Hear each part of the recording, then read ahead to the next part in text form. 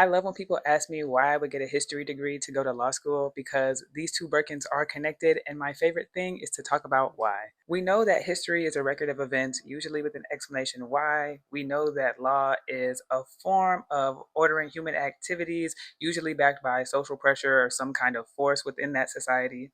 And then there's legal history. Black's Law Dictionary says legal history is the branch of knowledge that records and explains the events within a system of law or systems of law, generally as steps in the progress of civilization, or the events that form the subject matter of this knowledge. Three different Birkins that are all connected. First and most important connection, law as record. A society's laws tells us everything about how the government wants their society to look, their social structure, many things. Connection number two is the domino effect.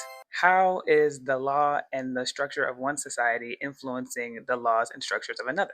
And today's example, Jim Crow. The Jim Crow era lasted roughly 9 decades and structured much of America's social system coming out of chattel slavery. Chattel slavery, the institution, ended in December 1865 with the ratification of the 13th Amendment. Not to say the Emancipation Proclamation didn't have any weight, it just wasn't exactly immediate.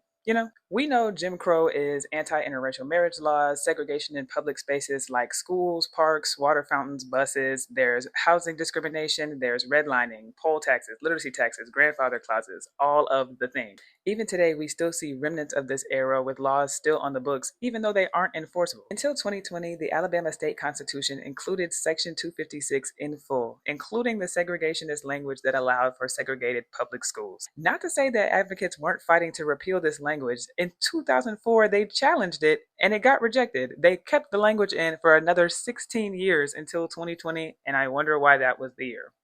As of 2025, the Mississippi Code within Title 37 still includes segregationist school policy, allowing for segregated public schools for Native American children within their public school system. This is insane.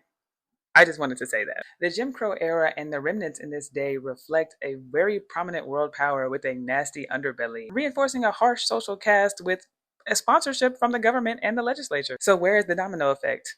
With the Nazis. Whitman explains that they viewed Jim Crow as a viable means of invoking the social structure that they want, but it wasn't harsh enough for what they were trying to do.